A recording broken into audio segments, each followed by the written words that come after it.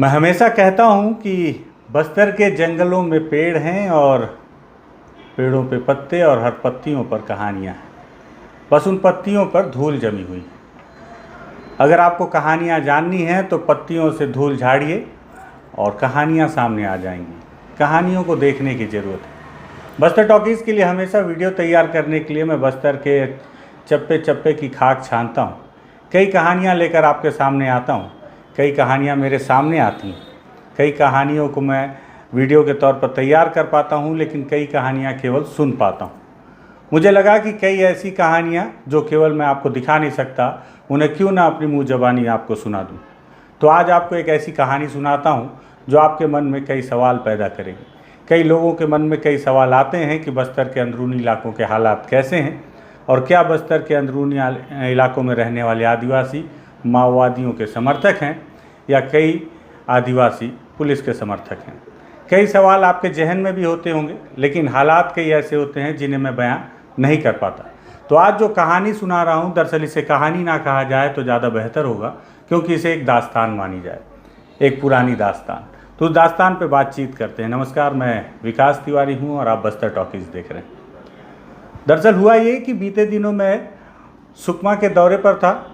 लगभग 4-5 दिनों तक मैं सुकमा के अंदरूनी इलाकों में घूमता रहा और वहाँ से तमाम छोटी बड़ी कहानियाँ, जिसमें भ्रष्टाचार की कहानियाँ, मुठभेड़ों की कहानियाँ और स्कूलों की कहानियाँ लेकर आपके सामने प्रस्तुत हुआ था। उन कहानियों को आपने देखा भी, वहाँ की स्थितियों का जायज़ा भी लिया, जो आपके समक्ष प्रस्तुत भी मैंने किए।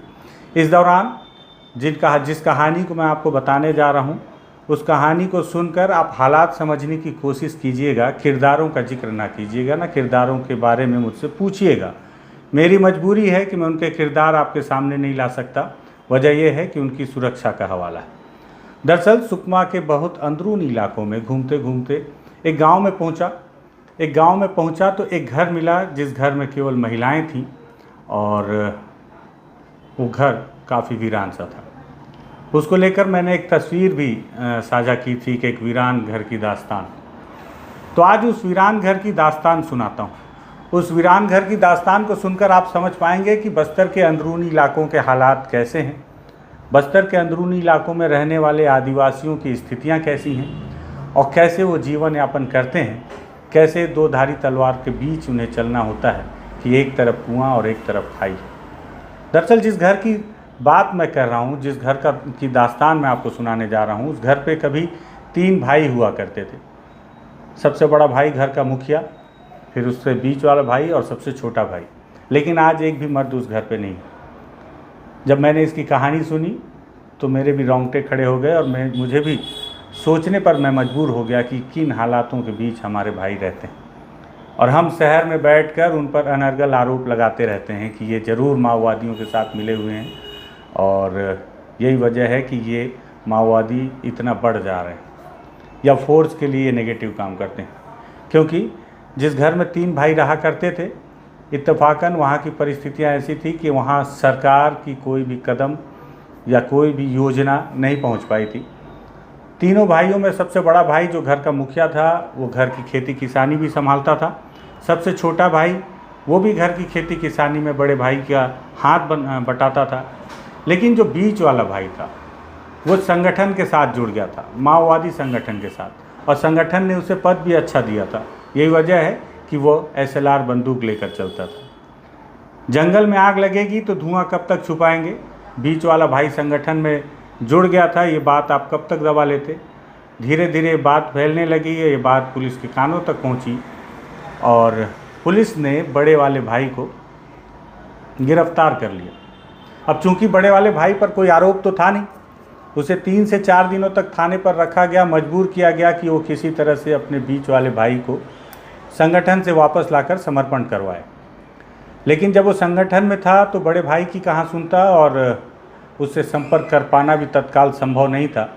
बड़े वाले भाई की पत्नी लगातार थाने पहुंचती रही और पूछती रही वजह कि उसकी पति को क्यों गिरफ्तार किया गया। जब 3 दिनों तक बात नहीं बनी तो पुलिस ने मजबूरन उसके बड़े भाई को छोड़ दिया। और छोड़ने के कुछ दिनों बाद ही जो बीच वाला भाई था, जो माओवादी संगठन में था, जो SLR लेकर चलता था। माओवादी भी जब जंगलों में भटकते हैं तो यदा कदा अपने घर की ओर लौटते ज़रूर। घर की परिस्थितियां देखने आते ज़रूर। इसी तरह बीच वाला भाई वो भी एक दिन घर लौटा। लौटने के बाद घर के कुशल क्षेम पूछने के बाद वह अपनी बहन के घर पर आराम कर रहा था। इस दरमियान बस्तर में समर्पण का सिलसिला जारी था और वो माओवादी जो कभी उस बीच वाले भाई के साथ उसके टीम का हिस्सा हुआ करते थे, संगठन का हिस्सा हुआ करते थे, उन्होंने पुलिस के आगे समर्पण कर दिया था। बस्तर में जो माओवादी बंदूक रखकर समर्पण करते हैं, सरकार उन्हें फिर से बंदूक उनके हाथों पर थमाकर डीआरजी में शामिल कर देती है, जिसे डिस्ट्रिक्ट रिजर्व गार्ड कहा जाता है। मतलब अगर आप हथियार रखकर समर्पण करते हैं तो आपके सामने फिर एक हथियार लिया हुआ रास्ता खुला होता है। आपको वहाँ भी गोली चलानी है, आपको यहाँ भी गोली चलानी है। इन परिस्थितियों के बीच जो उनके साथी थे, जो कभी माओवादी थे, अब डीआरजी के जवान हो चुके थे और उन्हें मुखबिरों की सहायता से सूचना मिली कि वह जो उनका माओवादी साथी है, जो उन 3 भाइयों का बीच वाला भाई है, वो घर लौटा है और अपनी बहन के घर पे रुका हुआ है। डीआरजी की टीम ने उस घर को पूरी तरह से घेर लिया और बीच वाले भाई को अपनी गिरफ्त में ले लिया। जैसे ये सूचना घर वालों तक मिली, घर की महिलाएं, बच्चे सभी ने उन डीआरजी के जवानों का रास्ता रोकने की कोशिश की कि इसे ना ले जाया जाए। डीआरजी के जो जवान जो कभी माओवादी हुआ करते थे, उन्होंने आश्वासन कर दिया परिवार वालों को कि वो निश्चिंत रहें, इन्हें गिरफ्तार किया गया है और न्यायालय के द्वारा जो फैसला आएगा उस हालात पर इनके साथ वो व्यवहार किया जाएगा, इन्हें जेल भेजा जाएगा और डरने वाली कोई बात नहीं, इन्हें फ़िलहाल थाने ले जाया जा रहा है। परिवार के जनों ने उन डीआरजी के जवानों का भरोसा किया और पीछे पीछे उनके साथ थाने की ओर बढ़ने लगे। तो उन्हें डरा धमकाकर पहले तो वापस रोक दिया गया और जब कुछ देर बाद परिवार के सदस्य थाने पहुंचे तो पता चला कि डीआरजी के जवान तो वहां वापस पहुंचे ही नहीं। काफ़ी जांच पड़ताल के बाद जब वो मुख्यालय पहुंचे सुकमा ज़िले के, तब उन्हें पता चला कि उनके परिवार का वो सदस्य जो भटक कर माओवादी विचारधारा की ओर चला गया था, जो माओवादियों के साथ हथियार लेकर चलता था, जिसे उसकी बहन के घर से जिंदा डीआरजी के जवानों के द्वारा ले जाया गया है, दरअसल अब वो डीआरजी के जवानों के कंधे पर लाया जा रहा है, वो भी पॉलीथीन में लपेटकर। डीआरजी के जवानों ने बताया कि एक बड़ी मुठभेड़ हुई। लगभग आधे से 1 घंटे तक चली इस मुठभेड़ में उन्होंने एक इनामी माओवादी को मार गिराया है, जिसकी डेड बॉडी उन्होंने रिकवर की है, जिसे पॉलीथीन में लपेटकर वे सुकमा के मुख्यालय लाए। वहाँ लाने के बाद अब परिवार के लोग कर भी क्या सकते थे, क्योंकि जान तो जा चुकी थी। परिवार के सदस्यों ने अपने मारे गए परिवार के सदस्य जो कि माओवादी रहा, जिसे उन्होंने स्वीकार भी किया, उसकी बॉडी लेकर वापस लौटे। उसका अंतिम संस्कार भी किया गया। उन्होंने बताया कि इस दौरान अंतिम संस्कार के बाद माओवादी सदस्य जो माओवादी संगठन है उसके कुछ लीडरों ने संपर्क भी किया और हालचाल जानने की कोशिश भी की और बताया कि हम आपके साथ खड़े हैं आगे भी, क्योंकि इस लड़ाई में आपके परिवार के सदस्य ने अपनी जान दी है। कुछ ही दिन बीता था कि घर पर बड़ा भाई और छोटा भाई मौजूद थे। कुछ लोग संगठन के आए, उन्होंने छोटे भाई को बुलाया और अपने साथ लेकर चलते बने। परिवार के लोगों को लगा कि संगठन के लोग हैं, आए हैं, हो सकता है कि कुछ बातचीत करने के लिए, या उसके बड़े भाई जो कि मझला भाई है जिसकी हत्या हुई थी, उसके संबंध में कोई बातचीत करने के एवज में उनसे मुलाकात करने आए हैं और उसको लेकर गए हैं। लेकिन जब पूरी रात छोटा भाई वापस नहीं लौटा तो परिवार की चिंता बढ़ी। सुबह जब पतासाजी शुरू की गई तो देखा गया कि गांव के ठीक बाहर जो पगडंडी नुमा रास्ता था, छोटे भाई का शव वहां पड़ा हुआ था। छोटे भाई के शव के ऊपर एक पर्ची पड़ी हुई थी जिसमें माओवादी संगठन ने यह आरोप लगाया था कि यह पुलिस का मुखबिर है और इसने ही मुखबिरी की, जिससे कि इसके बड़े भाई की हत्या पुलिस के जवानों ने की। अब आप सोचिए, एक घर जो बस्तर के बेहद अंदरूनी इलाकों में है, वो घर जो खुशहाल है, जो प्राप्त है पर्याप्त के तहत अपना जीवन यापन करता है, जो छोटी सी खेती बाड़ी की कमाई है, पूंजी है, उसी में जीवन निर्वाह करता है, लेकिन उसके एक सदस्य को पुलिस ने मार डाला क्योंकि वो माओवादी संगठन से जुड़ा हुआ था, और एक सदस्य को माओवादियों ने मार डाला क्योंकि उस पर यह संदेह था कि इसने पुलिस के लिए मुखबिरी की है, वो भी अपने ही बड़े भाई के खिलाफ में।